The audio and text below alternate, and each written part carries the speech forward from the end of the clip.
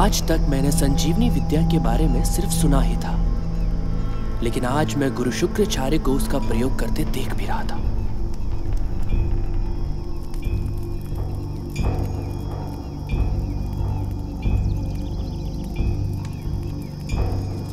मेरे मन में कई सवाल थे। क्या मृत शरीर सच में जीवित हो सकता है? क्या गुरु शुक्राचार्य के लिए यह सोचना आवश्यक नहीं कि किसे पुनर्जीवन प्रदान करना चाहिए और किसे नहीं?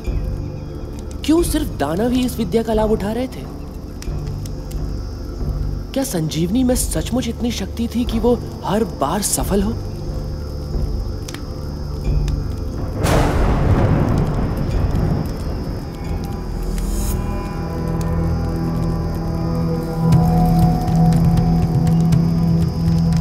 ऐसा प्रतीत हो रहा था कि मेरी विद्या का आखिरी पड़ाव पार होने वाला है और मेरा जल्द ही देवलोक लौटना संभव होगा। लेकिन तभी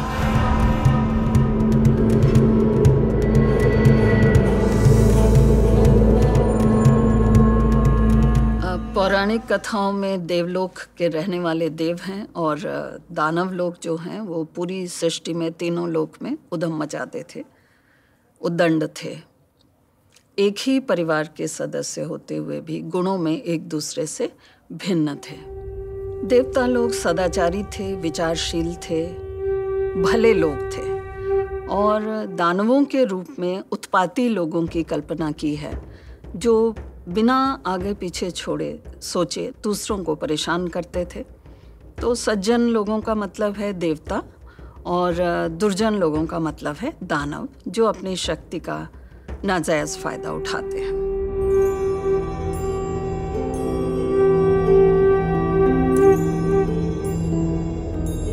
मेरे पिता बृहस्पति देवलोक में पुरोहित थे और साथ ही मेरे गुरु भी, परंतु देवलोक और दानव लोक के बीच चल रहे निरंतर युद्ध के कारण सबका ध्यान बस वहीं था। दानवों के पास थे गुरु शुक्राचार्य और उनके पास थी मृत संजीवनी की विद्या।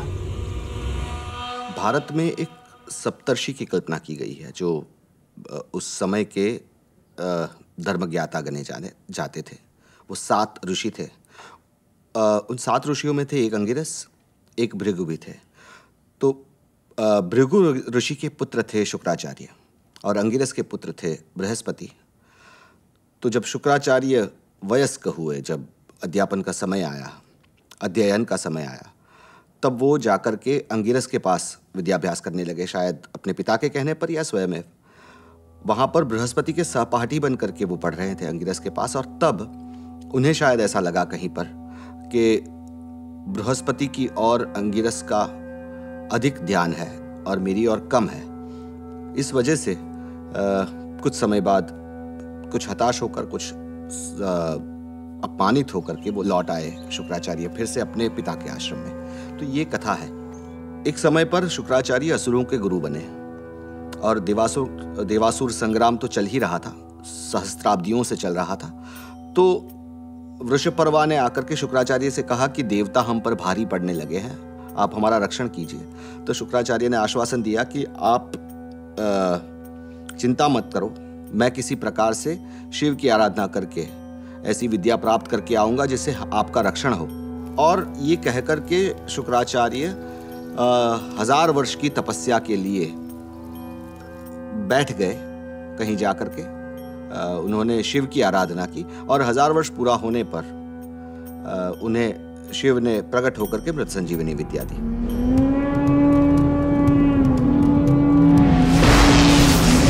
इंद्रदेव का प्रकोप चाहे जितना भी क्रूर हो, गुरु शुक्राचार्य हर मृत दानव को फिर से जीवित कर देते थे और देवलोक में शोक फैल जाता। जैसा कि नाम से जाहिर है, संजीवनी नया जीवन देने वाली बूटी के तौर पर जानी जाती है। मृत संजीवनी वो विद्या थी जिसका प्रयोग करके शुक्राचार्य मरे हुए लोगों को जीवित कर सकते थे। निश्चित रूप से जो दानवों से टक्कर लेना चाहते थे देवता, इसी कारण उन्हें मुंह की खानी पड़ती थी कि जितने दानवों को वो मारते वो फिर से जीवित होकर उनके सामने खड़े हो जाते। पूरा देवलोक मृत संजीवनी के दानवों के पक्ष में हो रहे प्रयोग से परेशान था और शायद इसीलिए इंद्रदेव ने मुझे और पिताजी को बुला भेजा। इंद्रदेव ने मुझे गुरु शुक्राचार्य से संजीवनी विद्या लाने का आदेश दिया। पिताजी ने मुझे पहले ही मेरे इस उद्देश्य से अवगत करा दिया था।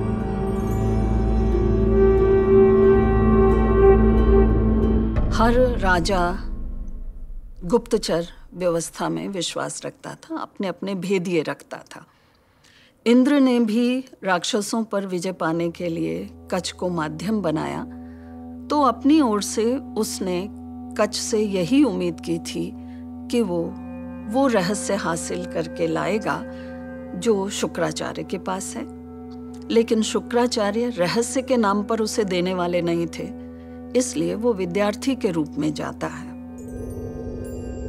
मैंने देवगणों से जाने की अनुमति मांगी।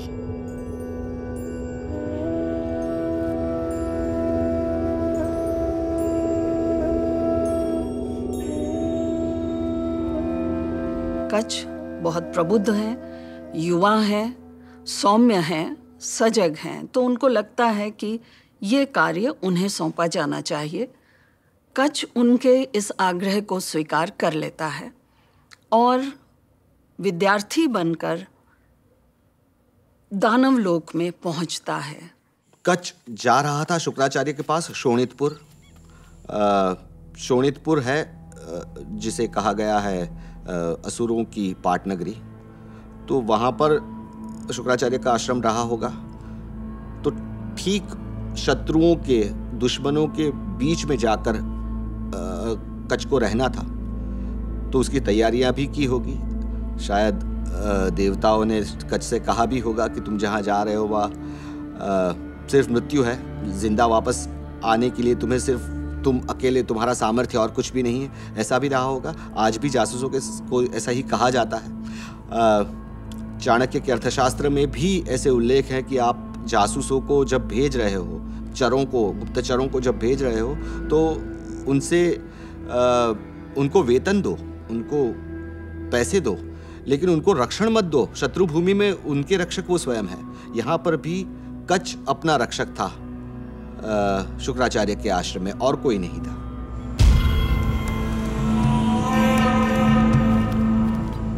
क्या अंतर था देवों और दानवों में?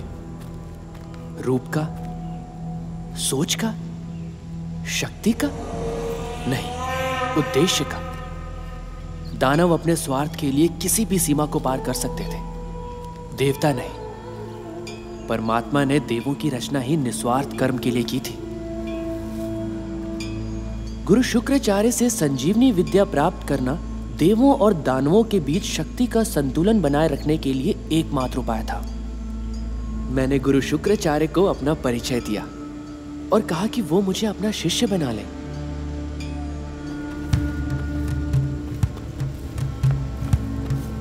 मेरा ध्यान अपने उद्देश्य पर पूर्णतः केंद्रित था और हो सकता है इसीलिए मैं उस दिन देवयानी की उपस्थिति से बिल्कुल अज्ञात था।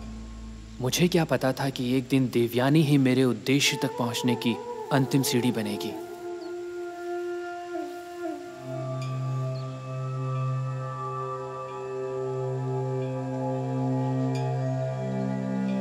अपने गुरु भाई के पुत्र को सामने खड़ा देख गुरु शुक्राचार्य ने मुझसे पूछा कि मैं उनसे ही शिक्षा प्राप्त क्यों करना चाहता हूं। मैंने उनसे कहा, क्योंकि इस पूरे ब्रह्मांड में उनसे श्रेष्ठ गुरु कोई नहीं। गुरु इस बात से प्रसन्न हुए।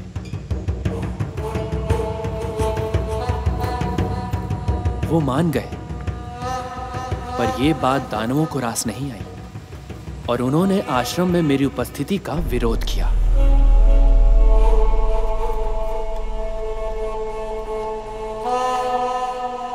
उन्होंने कहा कि वो मुझे दानव लोक में रहने की अनुमति नहीं देंगे, पर गुरु ने उनसे कहा कि यह निर्णय लेने का अधिकार सिर्फ उनका है, दानवों का नहीं।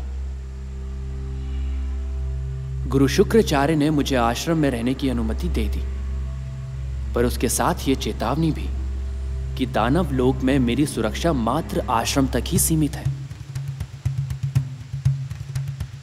कच्छ पहला गुप्तचर है, ये भी माना जा सकता है उल्लेखों के हिसाब से। इससे पहले भी कुछ एक कहानियां हैं जिसको गुप्तचर के रूप में हम उसका इंटरप्रिटेशन कर सकते हैं, लेकिन ये पूर्णतः किसी एक योजना के तहत शत्रु के प्रदेश में गया हुआ पहला व्यक्ति है। तो ये मुझे लगता है भारत का पहला गुप्तचर इसे माना जा सकता है।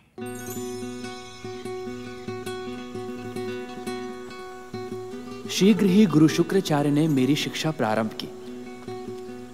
प्रकृति के रहस्यों से लेकर वातावरण के अति सूक्ष्म अंतरों के ज्ञान से उन्होंने मुझे अवगत कराया। इस ब्रह्मांड में हर जीवित और जड़ वस्तु की भूमिका और उसका संतुलित जीवन से संबंध इस प्रारंभिक शिक्षा का अंग था। आश्रम में रहने के लिए कच्छ को जब स्वीकृति मिलती है तो वो गुरु से निवेदन करता है कि मैं 1000 वर्ष तक ब्रह्मचर्य का पालन करते हुए आपकी सेवा करूंगा और आप जो भी ज्ञान मुझे देंगे उसे हासिल करूंगा। आयुर्ज्ञान भी मेरी शिक्षा का एक महत्वपूर्ण अंग था।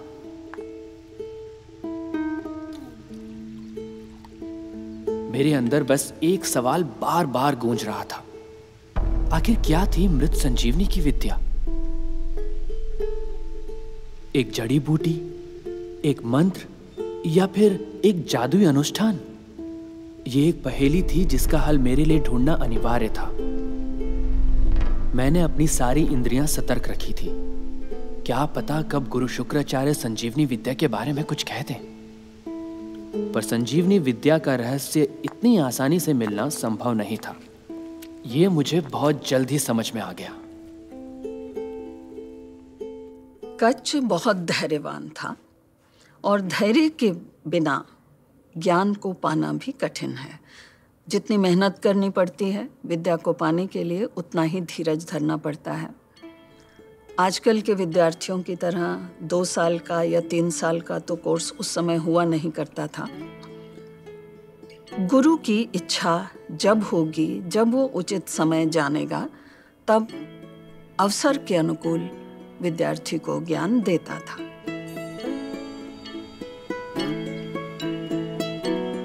मैं अपनी शिक्षा में इस तरह लीन था कि देवयानी के मेरे प्रति बढ़ते लगाव की मुझे अनुभूति भी नहीं हुई। आश्रम का अनुशासन और नियम इतना कठोर था कि दिन का अंत कब हो जाता था पता ही नहीं चलता था। मेरी शिक्षा तो निरंतर चल रही थी, पर गुरु संजीवनी विद्या का नाम तक नहीं ले रहे थे। जब कच्छ पढ़ाई कर रहा होता था या गुरु के निकट होता तो देवयानी आश्रम की व्यवस्था में व्यस्त होती थी, और जब अकेले में कच्छ स्वाध्याय करता तो देवयानी उसकी सेवा में कोई कसर नहीं छोड़ती थी, उसकी हर सुविधा का ध्यान रखती थी। उसने कभी भी कच्छ की एकाग्रता को या ब्रह्मचर्य को खंडित करने की कोशिश नहीं की, लेकिन कहीं ना कहीं मन ही मन वो उससे प्रेम करती थी। जब कभी गुरु किसी अन्य कार्य में व्यस्त रहते तब मुझे समय मिल जाता देवयानी से कुछ बातें करने का। देवयानी बहुत ही सरल स्वभाव की थी और बहुत भोली बातें करती थी। शायद दानवों से घिरे इस आश्रम में देवयानी एक मित्र की तलाश में थी, और उसके साथ मेरा भी खाली समय अच्छा व्यतीत हो जाता था। बस उन्हीं क्षणों में संजीवनी विद्या को भूल मैं कुछ और सोच पाता।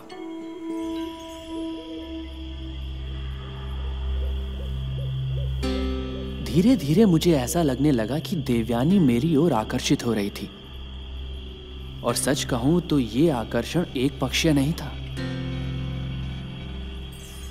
गुरुकुल जो परंपरा रही है हमारे यहाँ, विद्यार्थी गुरुकुलों में जाकर के वास करते थे। गुरु की पत्नी गुरु माता थी, और शिष्यों का ये कर्तव्य रहता था, जो कि उनके अभ्यास का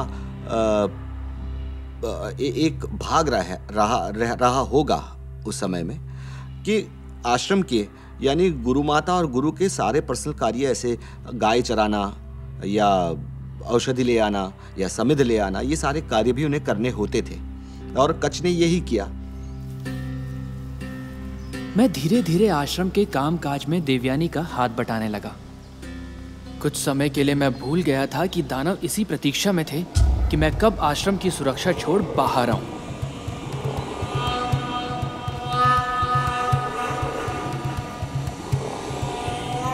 मेरे मन में कई विचार उपजित हो रहे थे।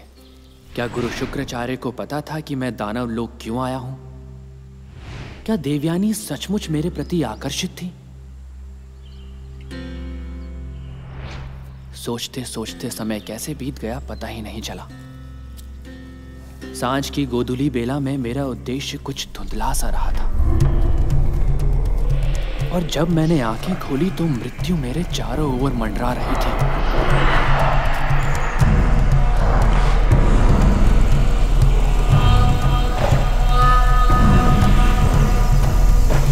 मेरा आखिरी समय आ गया था।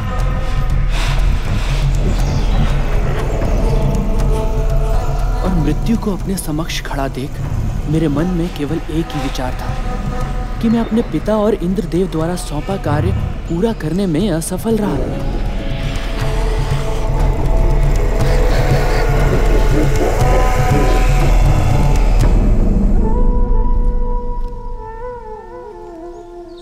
देवयानी मेरे आश्रम वापस न आने से चिंतित थी। उसे यह आशंका थी कि मेरे साथ कुछ न कुछ दुर्घटना घटी है।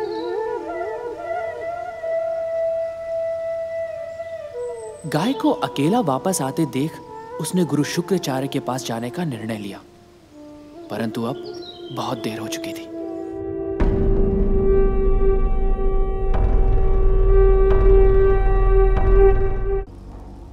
देवयानी की हालत देख गुरु शुक्राचार्य ने मृत संजीवनी विद्या का प्रयोग शुरू कर दिया।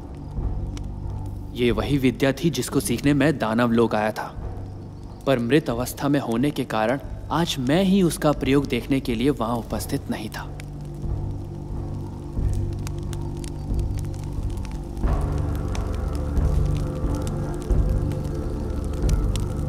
देवयानी के अश्रु देख तो पत्थर भी पिघल जाता। गुरु शुक्राचार्य तो उसके पिता थे और देवयानी से असीम स्नेह करते थे।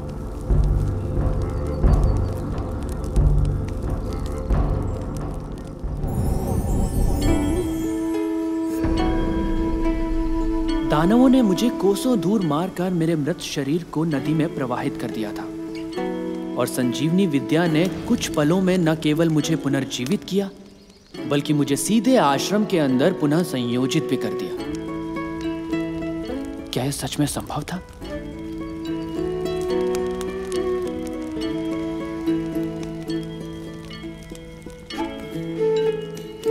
उस क्षण से मैं देवयानी के प्रेम के आगे कृतज्ञ हो गया।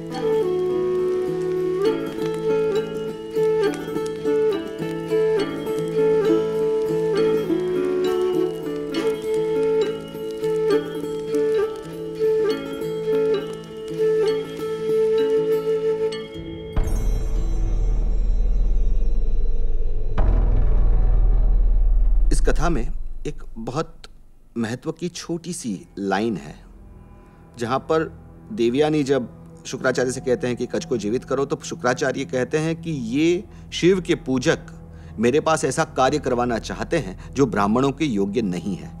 तो कहीं ना कहीं मुझे लगता है कि शुक्राचार्य और असुरों के बीच में जो बैलेंस था वो बहुत नाजुक था। कहीं ना कहीं शुक्राचार्य को असुरों की आवश्यकता थी, असुरों को शुक्राचार्य की जरूरत थी, लेकिन उनके बीच में पूर्ण विश्वास का वातावरण नहीं था।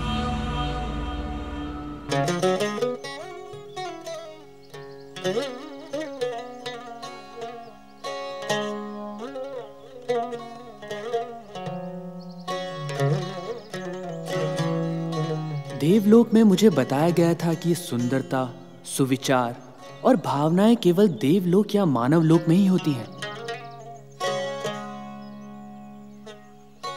दानव लोक में तो केवल विकार पनपते हैं, दुष्टता, अवगुण और बुराई।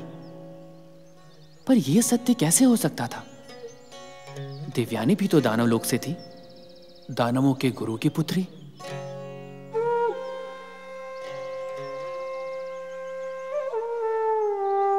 पर वो न केवल अति सुंदर थी बल्कि गुणी भी थी। और उसके मन में जो भावना उपचित हो रही थी उसे तो तीनों लोकों में सबसे पवित्र भावना माना गया था, प्रेम की भावना। कच और देवयानी दोनों युवा थे। हम उम्र रहे होंगे और महाभारत में इसकी चर्चा है कि खाली समय में दोनों नृत्य और गायन का अभ्यास करते थे, एक दूसरे से मिलते जुलते थे। उसमें कोई आपत्ति आश्रम के नियमों के तहत नहीं थी।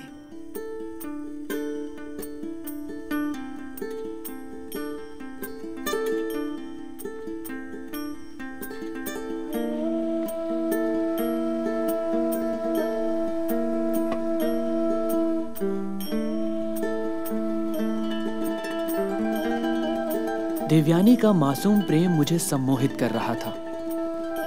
मन कर रहा था कि मैं सब कुछ भूल बस यहीं गुरु के आश्रम में रह जाऊं। मेरा निजी स्वार्थ मेरे मन में धुंध बनकर छा रहा था और मेरे अंदर ही अंदर देव और दानव की सीमा को मिटा रहा था।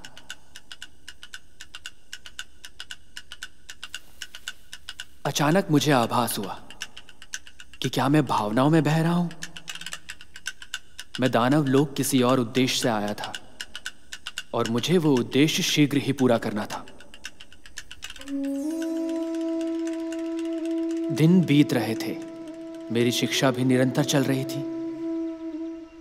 मुझे संजीवनी विद्या हर हाल में प्राप्त करनी थी, परंतु कैसे? धैर्यपूर्वक प्रतीक्षा के अतिरिक्त अब कुछ और करना अनिवार्य था। और फिर एक दिन वो अवसर आया।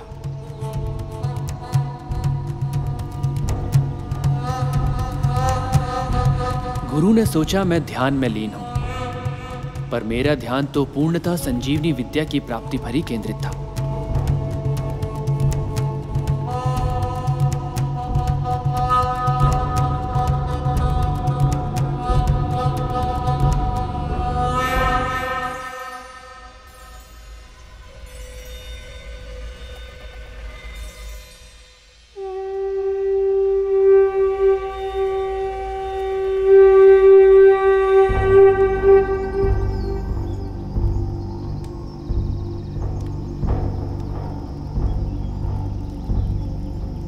गुरु को आज मैं पहली बार अपनी आंखों से संजीवनी विद्या का प्रयोग करते देख रहा था।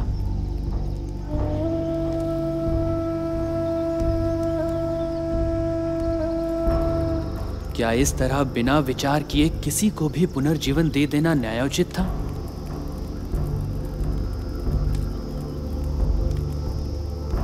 क्यों दानवों को ही इसका विशेष अधिकार मिल रहा था?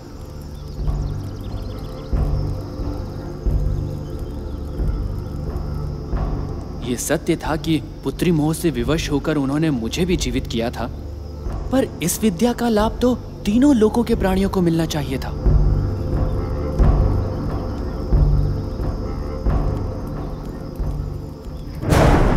मैंने निश्चय किया कि मैं गुरुदेव से यह विद्या सीधे मांग लूंगा।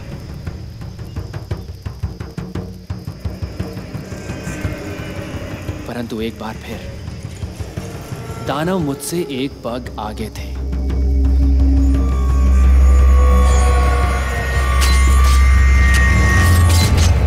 अवश्य कच ने बहुत बार ये प्रयत्न किए होंगे।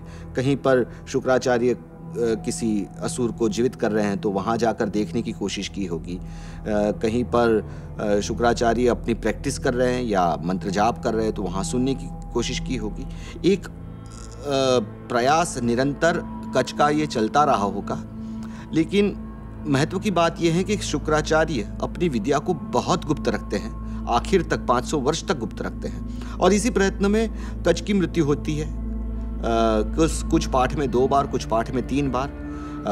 वृषपर्वा के जो असुर है वो आकर कच को मार के उसके टुकड़े टुकड़े करके शृगालों को यानी भेड़ियों के या कुत्तों को खिला देते हैं।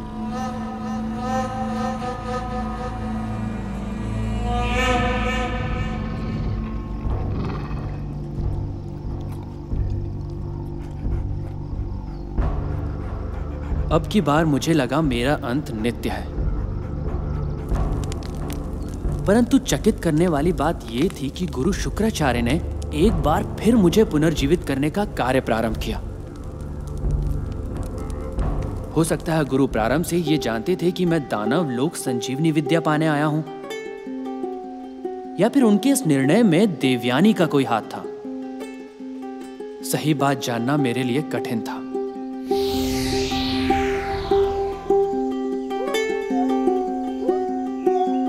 पर मूल बात तो यह है कि एक बार फिर दानवों का मुझ पर वार असफल रहा और मैं पुनः इस भौतिक संसार का एक वास्तविक सदस्य बन प्रकट हुआ। मुझे लगता है कहीं ना कहीं कच ये चाहता है और ये समझ चुका है कि उसकी मृत्यु होगी, देवयानी जीवित करवाएगी, उसकी मृत्यु होती रहेगी, देवयानी जीवित करवाती रहेगी, और इसी सिलसिले में कहीं ना कहीं उसके पास ये ज्ञान मिल जाएगा। ऐसी क्षण आएगी जहां पर शुक्राचार्य को उसे ये विद्या देनी पड़ेगी। एक बार फिर से गुरु शुक्राचार्य को संजीवनी विद्या का प्रयोग करने में विवश करने के लिए मेरा दानवों से भरे जंगल में जाना अनिवार्य हो गया।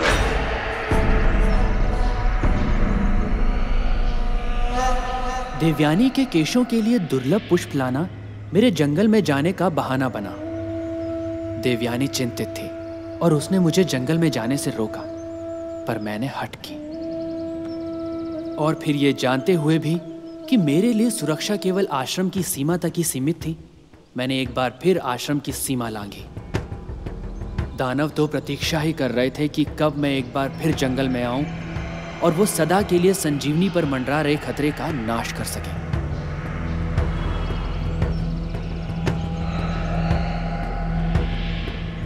देवयानी का प्रेम मेरे लिए ढाल बन चुका था। मुझे विश्वास था कि यदि दानवों ने मुझ पर फिर से वार किया तो देवयानी मुझे पुनर्जीवित अवश्य करा देगी। फूल लाने का कार्य, और वो भी देवयानी के लिए फूल लाने का कार्य, वो किसी शिष्य का नहीं है। वो या तो किसी प्रेमी का है या किसी गुप्तचर का है जो कि उसका भी उपयोग कर लेना चाहता है, क्योंकि शिष्य का ये कार्य नहीं है कि गुरु की बेटी के लिए श्रृंगार के साधन ले आए।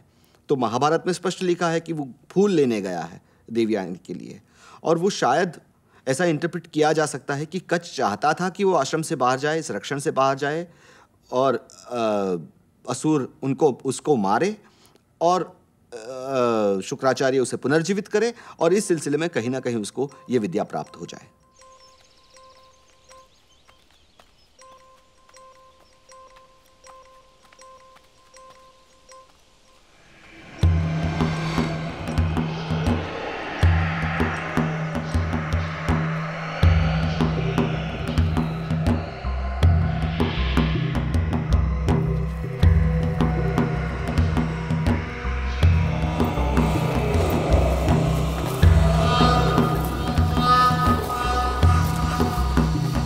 इस बार मैं खुद दानवों को निमंत्रण दे रहा था कि वो आएं और मुझ पर वार करें। वैसे भी एक बार फिर दानव भूमि मेरे रक्त के लिए प्रतीक्षित थी।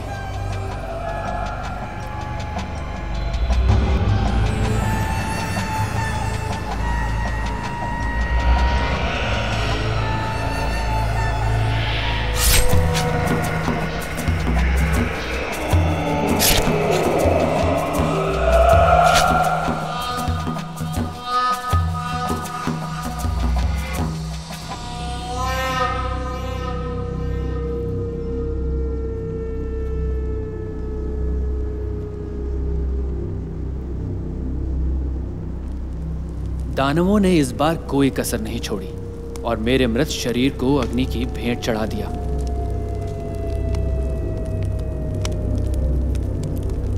पर यह उनकी भयावह योजना का अंत नहीं, केवल प्रारंभ था।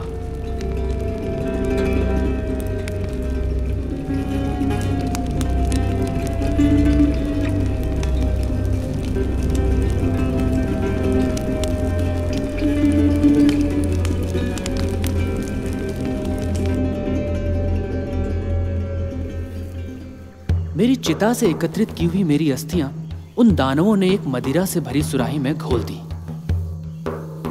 वृषपर्वा के असुर उसको मार देते हैं। शायद हो सकता है कच ने प्रतिकार भी न किया हो, वो चाहता हो कि मारा जाए। इस बार असुर एक भूल कर देते हैं। वो कच्छ को जला करके उसकी भस्म, उसका चूर्ण बना करके सूरा या मदिरा में डाल करके शुक्राचार्य को पिला देते हैं।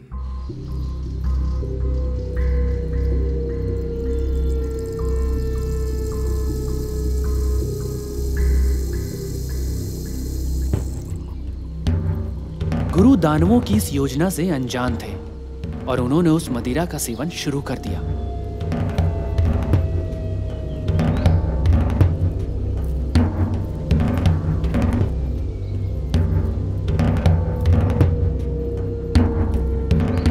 जब मैं बहुत देर तक वापस नहीं आया तो देवयानी मुझे खोजते हुए जंगल में पहुंची और मेरे रक्त से लथपथ उस पुष्प को देख एक क्षण में समझ गई कि उसकी आशंका सत्य में परिवर्तित हो गई है। जब तक देवयानी गुरु शुक्राचार्य तक पहुंची बहुत देर हो चुकी थी और मदिरा का पात्र लगभग खाली हो चुका था।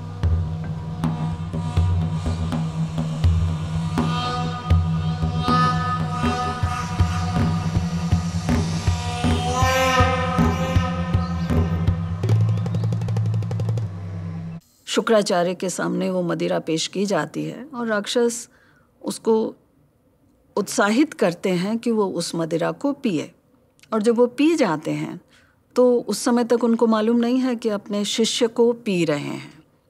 ब्राह्मण हैं, मुनि हैं, नरभक्षी नहीं हैं राक्षसों की तरह। और राक्षस लोगों ने अपने स्वार्थ के कारण या क्रोध के कारण जो काम किया वो वास्तव में गुरु की मर्यादा के विरुद्ध था और कहीं ना कहीं राक्षसों द्वारा गुरु पर अविश्वास भी था कि वो जो विद्या उनकी रक्षा कर रही है वो देवताओं तक पहुंच जाएगी, गुरु उसकी रक्षा करने में समर्थ नहीं होंगे। ये अविश्वास कहीं ना कहीं उनके द्वारा बार बार कच्छ को मारने के प्रयास में झलकता है।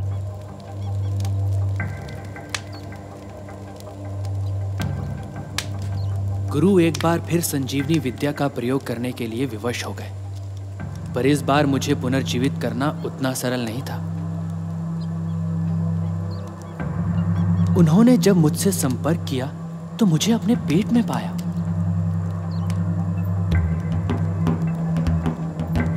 गुरु समझ गए कि दानवों ने इस बार ऐसा पासा फेंका है कि उनकी हार असंभव प्रतीत होती है। उन्होंने देवयानी से कहा कि मैं उनके पेट में हूं और अगर इस बार उन्होंने मुझे जीवित किया तो उनकी मृत्यु निश्चित थी।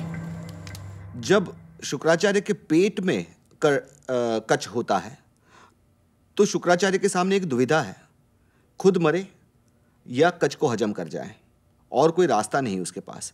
और देवयानी का प्रेम कच्छ के लिए है, बाप का प्रेम बेटी के लिए है। वो देवयानी से कहते हैं कि कच्छ को मैं जीवित कर सकता हूं लेकिन वो मेरे पेट में है, उसे मेरा पेट चीर के बाहर आना पड़ेगा, अर्थात मेरी मृत्यु होगी अगर कच्छ जीवित रहेगा तो। देवयानी आश्चर्यचकित रह गई पर बोली कि वो हम दोनों के ही बिना जीवित नहीं रह सकती।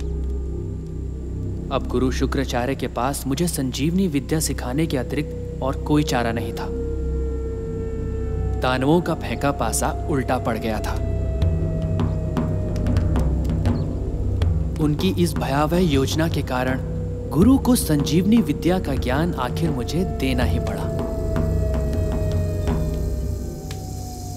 देवयानी कहती है कि न मैं कच्छ के बगैर जी सकती हूं, न आपके बगैर जी सकती हूं। इसलिए किसी भी स्थिति में मेरे लिए यह आवश्यक है कि आप दोनों जीवित रहें।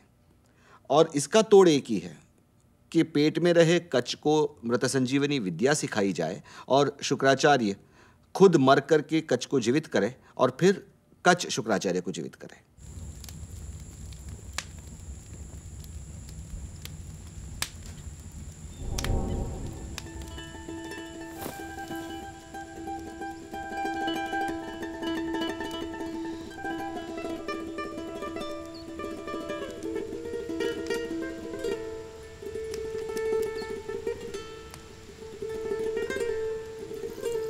मैं अपनी निष्ठा का पक्का था और मैंने तुरंत ही संजीवनी विद्या के प्रयोग से गुरु को पुनर्जीवित करना अपना सौभाग्य समझा। शुक्राचार्य कच्छ से ऐसा नहीं कहते कि तुम मृत संजीवनी विद्या प्राप्त करके जब मेरे पेट को चीर करके बाहर निकलो तब मुझे पुनर्जीवित करना। हालांकि मृत संजीवनी विद्या सिखाने का तात्पर्य यही है कि बाहर निकल करके वो उसे, लेकिन ये धीरोदात्त लोग हैं, वो शुक्राचार्य सिर्फ कच्छ से ऐसा कहते हैं कि तुम बाहर निकल करके जो योग्य हो वो करना पुत्र। और बाहर निकल करके कच्छ भी जो योग्य है वो सबसे पहले करता है। वो अपनी मृत संजीवनी विद्या का प्रयोग सबसे पहले गुरु पर करता है। हालांकि उसको मार करके छोड़ करके चला गया होता तो आगे असुर कभी जीत नहीं पाते और देवता हमेशा जीतते रहते हैं, लेकिन फिर भी कच्छ ऐसा नहीं करता है।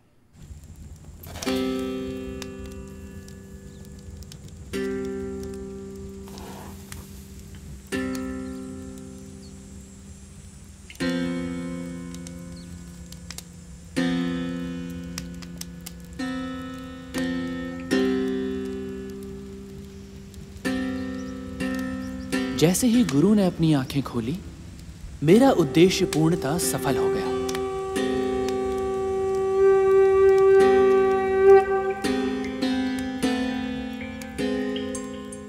दानवों ने जो दाव मुझे संजीवनी का रहस्य पाने से रोकने के लिए खेला था, आज उसी की वजह से मुझे यह विद्या ग्रहण हुई थी। मेरा 1000 वर्षों का अध्यय उस दिन पूर्ण हो गया था। 77वें अध्याय में इसकी चर्चा है कि जब वो देवलोक जाने लगता है तब देवयानी उससे आग्रह करती है कि मैं तुमसे प्रेम करती हूँ, तुम्हारे बिना जीवित नहीं रह सकती, इसलिए तुम मेरा विधिवत पाणी ग्रहण करो, मुझे पत्नी के रूप में स्वीकार कर लो। प्रेम का प्रस्ताव केवल पुरुष रखे ऐसा ज़रूरी नहीं है। उस समय स्त्रियां भी प्रेम पूर्ण व्यवहार कर सकती थीं, प्रेम का आचरण कर सकती थीं, उन्मुक्त भोग भी कर सकती थीं। समाज इसको बुरा नहीं मानता है। अब विदा लेने का समय आ गया था। मैं सोच ही रहा था कि किस तरह देवयानी से जाने की आज्ञा लूं कि देवयानी ने हमारे विवाह की बात छेड़ी। मैंने उससे कहा कि विवाह की बात करना उचित नहीं, क्योंकि उसके पिता के गर्भ से मेरा पुनर्जन्म हुआ है और इसीलिए अब हमारा रिश्ता एक भाई और बहन का था।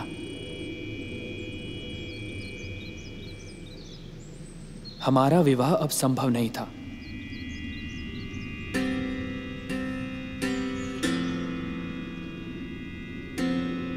मुझे लगता है कि यहाँ पर कच्छ एक बहाना बना करके देवयानी से छूटने की कोशिश में लगा हुआ है, क्योंकि उसका ग्रैंड प्लान, उसकी योजना कुछ और रही है, जो योजना 500 वर्ष की प्रतीक्षा के बाद अब सफल होने जा रही है। उसको मृत संजीवनी विद्या मिली है जो उसे देवताओं को देनी है।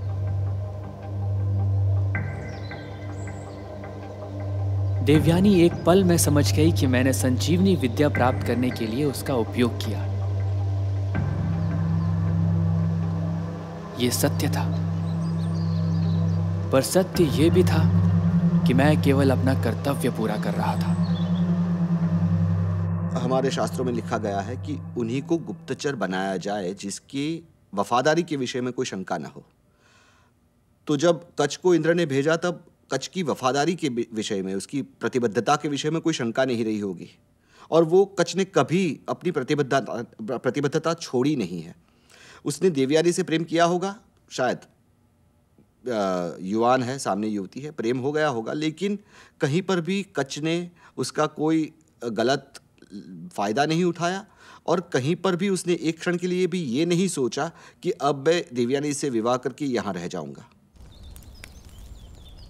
क्या यह ब्रह्मांड जानता था कि इस लक्ष्य को प्राप्त करने के लिए मुझे देवयानी की भावनाओं से इस तरह खिलवाड़ करना होगा? पिताजी ने कहा था कि मृत संजीवनी लाना अनिवार्य है, क्योंकि सृष्टि में संतुलन आवश्यक है।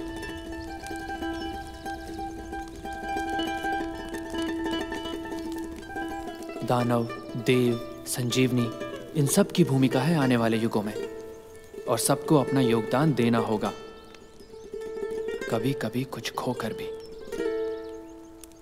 एक बड़ी योजना के तहत कच्छ ने देवयानी की भावनाओं से खिलवाड़ कर लिया। उसे बुरा लगा होगा, और जब देवयानी उसे कहती है कि तुम मुझसे विवाह करो, तब कच उसे समझाने की कोशिश करता है कि अब ये योग्य नहीं है।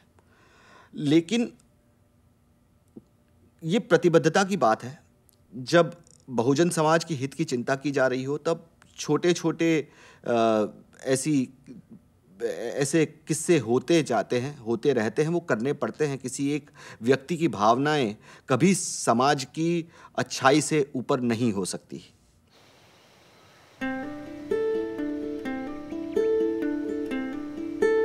गुरु देवयानी के दुख से पीड़ित थे, पर वो जानते थे कि मैं गलत नहीं था। मेरा लक्ष्य केवल संजीवनी का रहस्य था।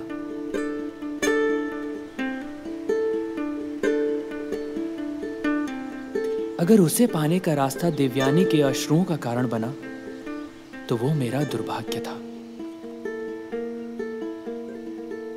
जो महापुरुष होते हैं वो बैर नहीं रखते। शुक्राचार्य भी इसीलिए इतने महर्षि कहे गए हैं, क्योंकि वो बैर नहीं रखते कि तुमने मुझसे ये लिया है तो अब मुझे तुम्हें ये देना होगा उसके बदले में। ये बदले की भावना से कभी कोई दान नहीं किया जा सकता। जब तक हो सका अमृत संजीवनी विद्या छुपाए रखी, जब देनी पड़ी दे दी। लेकिन अब दी है ये बड़ी विद्या, तो उसके बदले में तुम्हें मेरे साथ ये करना होगा वाला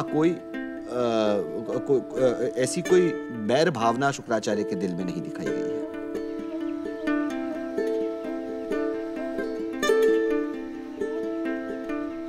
देवयानी अपनी भावनाओं को रोक नहीं पाई और उसने मुझे श्राप दिया कि मैं इस संजीवनी की विद्या का कभी उपयोग नहीं कर पाऊंगा।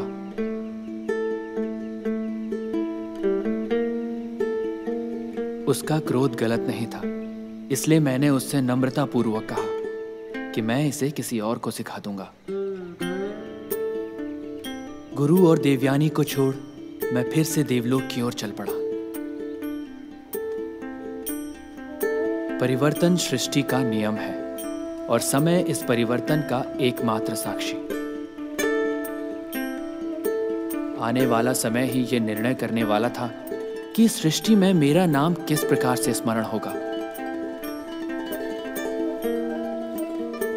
अपने कर्तव्य के आगे अपनी निजी भावनाओं की आहुति देने वाला एक असफल प्रेमी, या संजीवनी का रहस्य खोज निकालने वाला संसार का पहला गुप्तचर।